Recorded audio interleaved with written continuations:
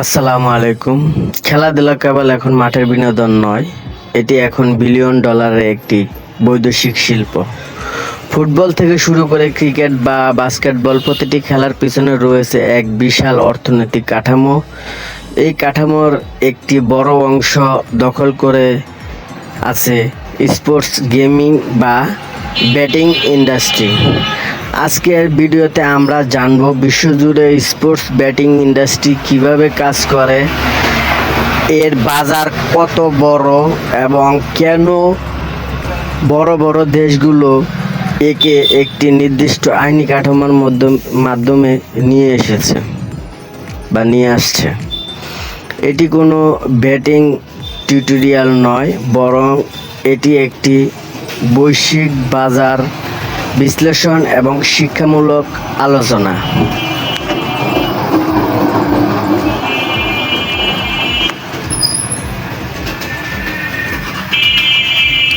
বর্তমান বিশ্বে sports batting industry বাজার মূল্য $100 বিলিয়ন ছাড়িয়ে গেছে। বিশেষ করে ইউরোপ এবং আমেরিকা অনেক রাজ্য এখন সম্পূর্ণ বৈধ এবং সরকারিভাবে নিয়ন্ত্রণ। এই প্রবৃদ্ধির পিছনে বড় ভূমিকা রেখেছে স্মার্টফোন এবং উচ্চগতির ইন্টারনেট। এক সময় মানুষ কেবল মাঠে বসে খেলা উপভোগ করত, কিন্তু এখন ডাটা অ্যানালাইটিক্স এবং রিয়েল টাইম প্রেডিকশন এই ইন্ডাস্ট্রিকে প্রযুক্তি নির্ভর করে তুলেছে। বড় বড় স্পোর্টস যেমন স্পোর্টস লিগ যেমন ইংলিশ প্রিমিয়ার লিগ বা আইপিএলের মতো ইভেন্টগুলো এই ইন্ডাস্ট্রির বড় চালিকা শক্তি। এর মাধ্যমে সরকারগুলো প্রতি বছর বিশাল অঙ্কের ট্যাক্স বা কর সংগ্রহ করে থাকে। বিশ্বের প্রতিটি দেশ ব্যাটিং নিয়ে একমত নয়। অনেক দেশ একে নিষিদ্ধ রাখলেও যুক্তরাজ্য এবং অস্ট্রেলিয়ার মতো দেশগুলো কঠোর রেসপন্সিবল গ্যাম্বলিং আইনের মাধ্যমে এটি পরিচালনা করে। এই আইনের মূল উদ্দেশ্য হলো অপ্রাপ্তবয়স্কদের দূরে রাখা এবং আর্থিক জালিয়াতি রোধ করা। উন্নত দেশগুলো অ্যান্টি মানি লন্ডারিং বা AML পলিসি ব্যবহার করে, যাতে এই খাতের অর্থ কোনো অবৈধ কাজে ব্যবহার না হতে পারে। এছাড়া স্বচ্ছতা বজায় রাখতে প্রতিটি ট্রানজাকশন ডিজিটাল পদ্ধতি মনিটর করা হয়। আইনি কাঠামোর এই দৃঢ়তাই মূলত একটি দেশের অর্থনৈতিক এর প্রভাব নিশ্চিত করে।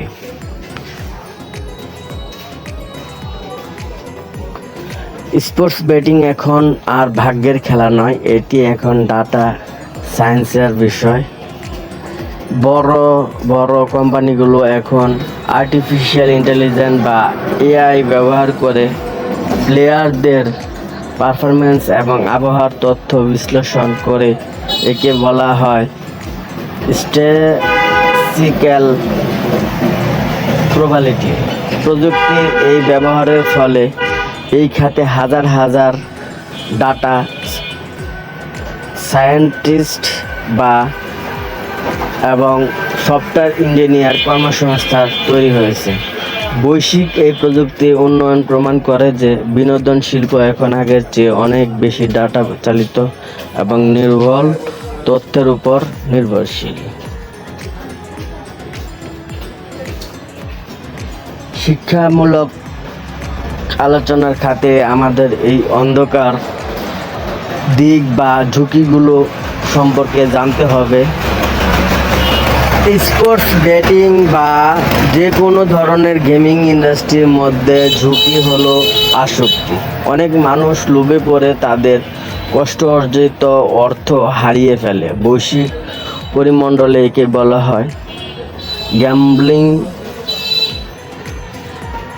ডিসঅর্ডার। এই সমস্যা দূর করতে আন্তর্জাতিক সংস্থাগুলো সচেতনমূলক কাজ করছে। মনে রাখা উচিত, বিনোদন যেন কখনো পারিবারিক বা আর্থিক সংকটের কারণ না হয়। আর্থিক স্বাধীনতা অর্জনের জন্য পরিশ্রম এবং সঠিক বিনিয়োগের কোনো বিকল্প নেই। আবেগ দিয়ে নয় এবং বুদ্ধি দিয়ে প্রতিটি বৈশ্বিক ট্রেন্ডকে বিচার করতে হবে।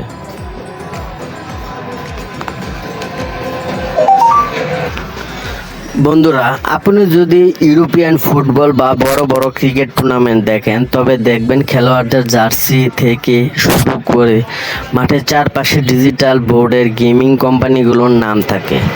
এটি বিশ্ব ক্রীড়া অর্থনীতির একটি বড় অংশ।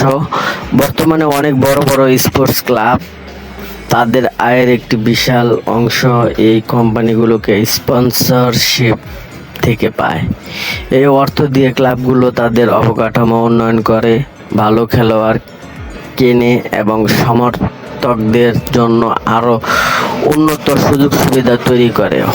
হঠাৎ একটি ইন্ডাস্ট্রি কিভাবে সরাসরি অন্য একটি ইন্ডাস্ট্রির প্রবৃদ্ধিতে জ্বালানি হিসেবে কাজ করছে, এটি তার প্রকৃত উদাহরণ। তবে অনেক দেশে এখন জার্সিতে এই ধরনের লোগো ব্যবহারের ক্ষেত্রে নতুন আইন প্রণয়ন করা হচ্ছে, যাতে খেলাধুলার মূল স্পিরিট বজায় থাকে। প্রযুক্তি উন্নয়নের সাথে সাথে এখন ইন প্লে ব্যাটিং বা খেলা চলাকালীন বিশ্লেষণ বিষয়টি জনপ্রিয় হয়ে উঠেছে। এটি মূলত হাই স্পিড ইন্টারনেট এবং লো ল্যাটেন্সি ভিডিও স্ট্রিমিংয়ের উপর নির্ভরশীল। গ্লোবাল আইটি ফার্মগুলো এখন এমন সফটওয়্যার তৈরি করছে যা এখন সেকেন্ডের ভগ্নাংশের মধ্যে মাঠের তথ্য দর্শকদের কাছে পৌঁছে দেয়। এই প্রযুক্তির মাধ্যমে কেবল গেমই নয় এবং ডাটা অ্যানালাইটিক্স বা ক্লাউড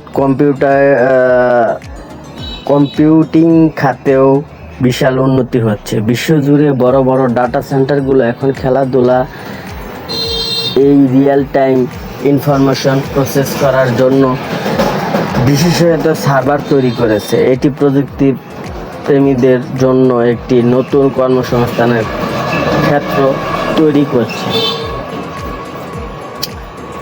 স্পোর্টস ইন্ডাস্ট্রির একটি বড় চ্যালেঞ্জ হলো ম্যাচ ফিক্সিং বা অনৈতিক কাজ। আমি আবার বলছি, স্পোর্টস ইন্ডাস্ট্রির একটি বড় চ্যালেঞ্জ হলো ম্যাচ ফিক্সিং বা অনৈতিক কাজ। তবে মজার ব্যাপার হলো আধুনিক লজিক্যাল অ্যালগরিদম এখন এই ফিক্সিং ধরতে সাহায্য করছে। বিশ্বজুড়ে গেমিং কমিশনগুলো এখন এমন সব ট্র্যাকিং সিস্টেম ব্যবহার করে যা কোনো অস্বাভাবিক প্যাটার্ন দেখলেই তাৎক্ষণিক সংকেত দেয়। এর ফলে খেলার স্বচ্ছতা বজায় থাকছে এবং খেলোয়াড়দের পরিশ্রম সঠিক মূল্যায়ন হচ্ছে। আইনি কাঠামো মধ্যে থাকা কোম্পানিগুলো সব সময় চায় খেলাটি যাতে ফেয়ার বা নিরপেক্ষ হয়, কারণ খেলার স্বচ্ছতা নষ্ট হলে তাদের পুরো ইন্ডাস্ট্রিকে হুমকির মুখে পড়বে। প্রযুক্তি কিভাবে একটি সিস্টেমকে কলুষমুক্ত রাখতে পারে, এটি তারই একটি উদাহরণ। আমরা এখন প্রবেশ করেছি মেটাভার্স বা ভার্চুয়াল জগতের যুগে। বর্তমান ভার্চুয়াল স্পোর্টস বা কম্পিউটারের খেলোয়াড়দের মাঠে নামে এবং কম্পিউটারের মাধ্যমে সিমুলেটর খেলাধুলার বাজার দ্রুত বাড়ছে। এখানে আসল মানুষের বদলে এআই চালিত খেলোয়াড়দের মাঠে নামে এবং দর্শকদের তাদের পারফরমেন্স বিশ্লেষণ করে। এটি একটি সম্পূর্ণ ডিজিটাল ইকোনমি তৈরি করেছে। ভবিষ্যতে স্পোর্টস ইন্ডাস্ট্রি হয়তো মেটাভার্সের ভিতরে সীমাবদ্ধ থাকবে, যেখানে আপনি আপনার ডিজিটাল অবতার দিয়ে মাঠে বসে খেলা দেখার অভিজ্ঞতা পাবেন। প্রযুক্তি এই জয়কার গ্লোবাল গেমিং ইন্ডাস্ট্রিকে আরও ইন্টারেক্টিভ বা সুরক্ষিত করে তুলছে। সবশেষ আমাদের মনে রাখতে হবে, ফিনান্সিয়াল লিটারেসি বা আর্থিক সাক্ষরতার কথা। যে কোনো ইন্ডাস্ট্রি সম্পর্কে জানলেই যে সেখানে অর্থ ব্যয় করতে হবে এমন কোনো কথা নেই। গ্লোবাল ট্রেন্ডগুলো জানা আমাদের জন্য এজন্য জরুরি যাতে আমরা বুঝতে পারি বিশ্ব অর্থনীতি কোন দিকে যাচ্ছে। আর্থিক শৃঙ্খলা বজায় রাখা এবং হুজুগে পড়ে বা কোনো সিদ্ধান্ত না নেওয়ার একজন সচেতন মানুষের বৈশিষ্ট্য। স্পোর্টস ইন্ডাস্ট্রিকে বিনোদন হিসেবেই দেখা উচিত এবং নিজের জীবনযাত্রার উপর এর কোনো নেতিবাচক প্রভাব পড়তে দেওয়া উচিত নয়। বন্ধুরা, আজকের এই বিস্তারিত আলোচনায় আমরা গ্লোবাল স্পোর্টস ইন্ডাস্ট্রির নানা দিক এর পিছনে অর্থনীতি নিয়ে কথা বলেছি। আমাদের মূল উদ্দেশ্য ছিল আপনাদের সামনে এই খাতে একটি তথ্য নির্ভর স্বচ্ছ চিত্র তুলে ধরা। ভিডিও ভালো লাগলে আপনারা আপনার বন্ধুদের সাথে শেয়ার করুন। অন্য কোনো বিষয় নিয়ে জানতে চাইলে কমেন্ট জানান। পরবর্তী ভিডিওতে দেখা হবে। সুস্থ থাকুন, নিরাপদে থাকুন। আল্লাহ হাফেজ।